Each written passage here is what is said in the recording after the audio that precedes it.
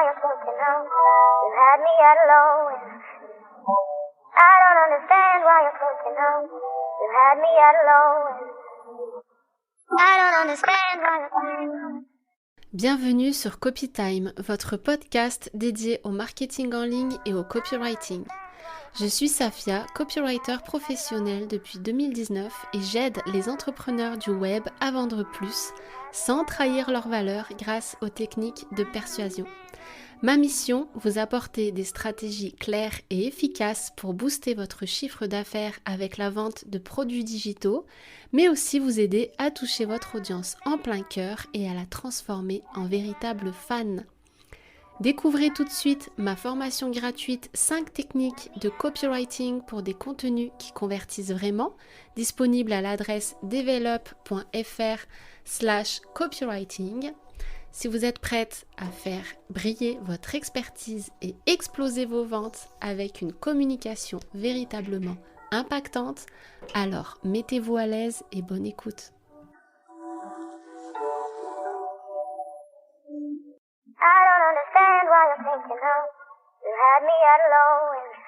En tant qu'entrepreneur, un de vos objectifs principaux est, j'en suis sûre, de vendre plus vos produits ou vos services. Et quand il s'agit de vendre, il est essentiel de comprendre comment fonctionne l'humain. Et par là, je veux dire plus particulièrement comment est-ce qu'il fonctionne du point de vue psychologie.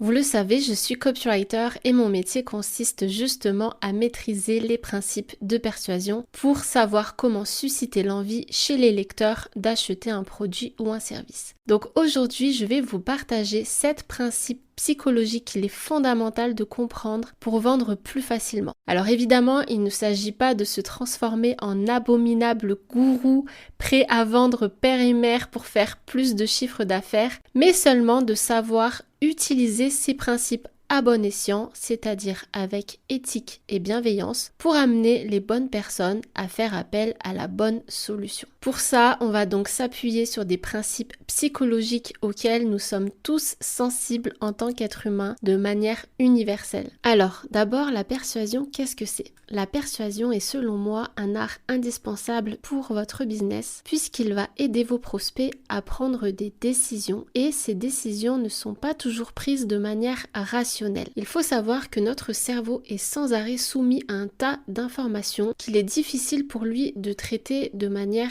très approfondie. Du coup, il va mettre en place des espèces de raccourcis pour lui permettre de traiter l'information de manière plus rapide. C'est ce qui crée un biais cognitif. Un biais cognitif est donc une forme de pensée qui met en œuvre de manière systématique des distorsions dans le traitement de l'information. Ça veut dire que votre cerveau va créer des sortes de court-circuits qui vont lui permettre de traiter des informations qui lui parviennent de l'intérieur, donc votre mémoire, ou de l'extérieur, votre environnement, pour l'aider à faire une analyse de la situation rapide, cohérente avec votre vision du monde. Le problème, c'est que votre cerveau interprète son environnement en le simplifiant et en créant des stéréotypes, des préjugés, des croyances. Il va catégoriser, il va essayer d'ordonner les informations qui lui parviennent le plus facilement possible et du coup, ça va souvent conduire à créer des erreurs de perception, de raisonnement ou d'évaluation et du coup à des comportements ou des décisions inadaptées. C'est pour ça qu'il est important de comprendre ces biais cognitifs pour éviter vous-même de tomber dans le piège et aussi pour vous en servir, comme je disais, de manière éthique et bienveillante pour faciliter la prise de décision chez vos prospects. Alors, le biais cognitif numéro 1 que je vais vous partager aujourd'hui, c'est le principe de réciprocité. Le principe de réciprocité veut que quand on nous rend un service, quand on nous offre quelque chose, qu'on nous donne quelque chose, on se sent toujours redevable, on n'y peut rien, c'est comme ça, c'est comme si on avait signé un contrat imaginaire avec la personne et qui fait qu'elle peut nous demander ensuite n'importe quoi en retour.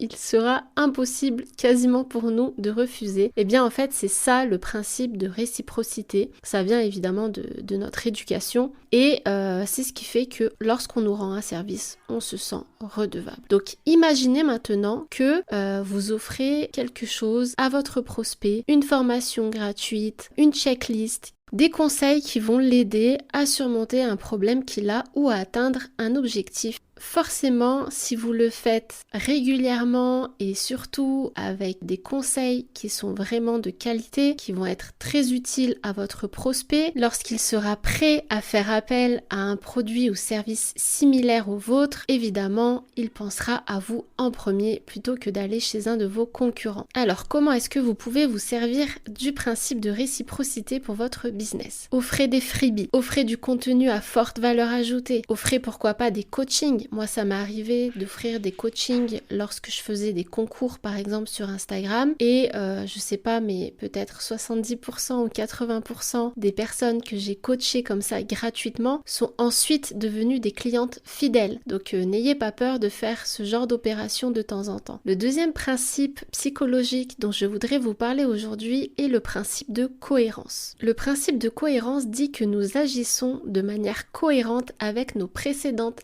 actions, même quand le contexte change totalement. Ça veut dire quoi? Ça veut dire que si une personne, par exemple une association de défense pour l'environnement, vient vous voir en vous disant qu'elle sonde les personnes du quartier pour savoir ce que vous pensez du réchauffement climatique et que vous répondez tout simplement il est grand temps qu'on fasse quelque chose, chacun peut agir à son échelle. Si cette association justement vous demande de participer à la cause en faisant un don, par exemple, eh bien forcément il y a peu de chances que vous refusiez. Pourquoi? Parce que vous allez vous sentir obligé quelque part d'agir de manière cohérente avec ce que vous veniez de dire. Du coup, en ce qui concerne la vente, il existe différentes techniques pour appliquer ce principe de cohérence. La plus connue pour augmenter vos taux de conversion est la technique qu'on appelle la technique du pied dans la porte, qui consiste à pousser notre prospect à s'engager dans une petite action, à accepter une petite action, donc par exemple le téléchargement d'une formation offerte, afin ensuite de lui demander quelque chose de plus coûteux de sa part, comme l'achat d'un petit produit. Le troisième principe dont je voudrais vous parler aujourd'hui et qui est extrêmement puissant en marketing, c'est la preuve sociale. Le principe de la preuve sociale, c'est quoi? C'est en fait tout simplement le fait de comparer. Lorsqu'on ne sait pas quel comportement adopter, eh bien on va regarder ce que font les autres, on va comparer ce que font les autres et on va adopter le même comportement ou le même point de vue. En fait, c'est vraiment un raccourci là qui nous facilite la prise de décision. On va regarder ce que font les autres et on va agir un petit peu comme des moutons. Donc, comment est-ce qu'on peut se servir de ce principe en marketing? Eh bien, on va afficher des témoignages, on va mettre en avant des commentaires positifs que des personnes nous ont fait. On peut également mettre en avant le nombre d'élèves que nous avons formés, le nombre de clients qui ont fait appel à nos services, etc., etc. C'est le fait de montrer que le prospect n'est pas tout seul, qu'il y a eu d'autres clients avant lui, que d'autres clients ont été satisfaits. C'est quelque chose qui va forcément le rassurer. Pour te donner un exemple plus concret, je suis sûre qu'il t'est déjà arrivé de devoir choisir entre deux restaurants différents, deux pizzerias par exemple. L'une était remplie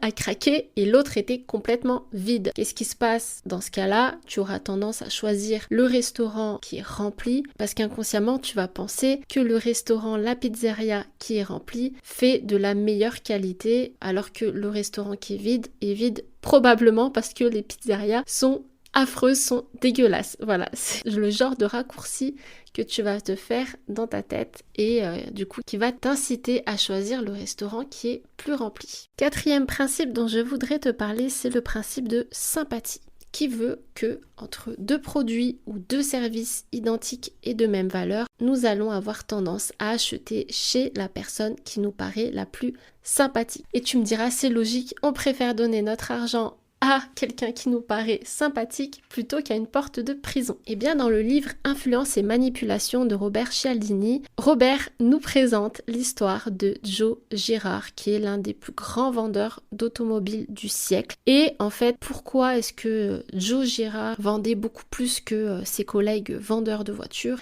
Eh bien ça tenait au fait qu'il était vraiment très sympathique, il prenait soin de son apparence, il écoutait ses clients, il trouvait toujours le moyen de les faire rire, de leur montrer qu'il avait des centres d'intérêt en commun avec eux, il savait leur faire des compliments et c'est ce qui faisait que les clients adoraient Joe Girard, ils le trouvaient très sympathique et ils préféraient tout simplement faire appel à lui plutôt qu'à un autre vendeur. Donc comment est-ce que vous pouvez vous servir de ce principe pour votre business? Eh bien, ça va être par exemple en mettant en avant vos valeurs, les valeurs de votre business, votre mission, pour qui est-ce que ça vous tient à cœur de travailler, montrer les coulisses de votre entreprise, montrer que vous êtes une personne qui a certes des qualités mais qui a également des défauts, qui est confrontée à certains challenges auxquels vos prospects peuvent peut-être se reconnaître. Ça va être en utilisant également le storytelling, donc en racontant votre histoire, votre parcours pour que vos lecteurs puissent s'identifier à vous et du coup leur paraître beaucoup plus sympathique. Ça peut être également en adoptant un ton amical, proche dans votre communication ou tout simplement en utilisant des emojis. Le 5e principe est le principe d'autorité que vous connaissez peut-être. Le principe d'autorité veut que nous sommes beaucoup plus sensibles aux messages lorsqu'ils proviennent d'une figure d'autorité. Par exemple, lorsque c'est un médecin avec une blouse blanche qui nous dit quelque chose, ça aura beaucoup plus d'impact que si c'est une infirmière. Voilà, ça aura beaucoup moins de poids. Eh bien, en marketing, c'est pareil, le principe d'autorité a beaucoup d'impact sur nos prises de décision et c'est quelque chose dont vous pouvez également vous servir en mentionnant par exemple les diplômes ou les certificats que vous avez, en faisant appel également à des études scientifiques qui prouvent que votre méthode marche par exemple. Ça peut être également en mentionnant des journaux qui ont parlé de vous ou des entreprises pour lesquelles vous avez travaillé. Donc ça, ce sont des choses que vous pouvez mettre en avant sur votre page d'accueil de votre site ou sur votre page à propos, là où vous parlez de vous. Ça peut être également en vous prenant en photo avec des personnes qui ont de l'autorité elles-mêmes et du coup vous allez avoir un transfert d'autorité qui va se faire. Les gens vont en déduire que si ces personnes sont avec vous, c'est forcément que vous aussi, vous avez une expertise et donc voilà, vous allez pouvoir profiter de l'autorité d'autres personnes pour vous-même. Ça peut être également, pourquoi pas, en mentionnant des personnes reconnues qui utilisent ou ont utilisé votre méthode. Donc je ne sais pas si par exemple vous êtes dans la perte de poids et que vous connaissez une célébrité qui s'est servie d'un régime que vous vantez vous-même pour perdre du poids et qui a réussi à perdre du poids, eh bien pourquoi pas mentionner le fait que cette célébrité a justement fait appel à cette méthode en particulier et que ça lui a permis d'atteindre la silhouette qu'elle a aujourd'hui. Ça va donner beaucoup plus de poids à vous également si vous utilisez cette méthode. Le 6e principe dont je voudrais vous parler est le principe de rareté. C'est un principe qui est extrêmement puissant et que j'aime beaucoup utiliser et qui veut que on a beaucoup plus de désir pour quelque chose qui nous apparaît comme étant difficile à obtenir, comme étant rare. Plus un produit est rare, plus il est cher. C'est comme le caviar, par exemple, le caviar est extrêmement cher. Pourquoi ? Parce qu'il est rare. Si on pouvait trouver du caviar facilement dans tous les carrefours et tous les casinos de France, forcément, il serait beaucoup moins cher et beaucoup moins désirable. Eh bien, vous allez pouvoir également vous servir de ce principe de rareté pour augmenter la valeur perçue de vos offres. Comment ? Eh bien, par exemple, vous allez pouvoir mettre en avant que votre stock est limité. Ou en mettant en avant que, par exemple, si vous vendez une formation, que votre formation va fermer ses portes dans quelques jours et qu'on ne pourra plus y accéder avant 6 mois ou avant l'année prochaine, par exemple. Ça va augmenter la désirabilité pour votre offre. Enfin, le dernier principe dont je voudrais vous parler est un principe de persuasion qui va vous permettre également de doper vos ventes. Il s'agit du syndrome FOMO, de l'acronyme Fear of Missing Out, se traduisant en français par la peur de manquer quelque chose. Il est complémentaire en fait au principe de rareté. Il s'appuie sur le sentiment qu'on a tous chez les accros du web de louper une opportunité. Donc voici pour vous quelques idées pour appliquer ce principe dans votre business. Créer des offres avec des places limitées ou limitées dans le temps. Afficher le nombre de produits restants si vous êtes plutôt dans le e-commerce. Démontrer à quel point d'autres personnes ont de l'intérêt pour votre produit ou service. Donc ça va être par exemple le cas chez Booking qui va nous afficher le nombre d'hôtels indisponibles sur ces dates-là, ou également avec Airbnb qui va nous montrer combien de personnes ont visité la page de réservation avant nous. Voilà, nous arrivons déjà à la fin de ce podcast. Donc vous avez en votre possession 7 principes psychologiques qui vont vous aider à vendre plus facilement. Donc je compte sur vous pour les utiliser toujours à bon escient et à être vraiment sincère dans votre démarche. Je ne veux surtout pas voir de faux témoignages ou de produits vendus à 17 € au lieu de 997 €. Les gens sont certes influençables, mais ils ne sont pas bêtes. Attention à ne pas utiliser ces principes avec excès et à ne pas abuser de la confiance de vos prospects. I don't understand why you're broken up. You had me at a low end.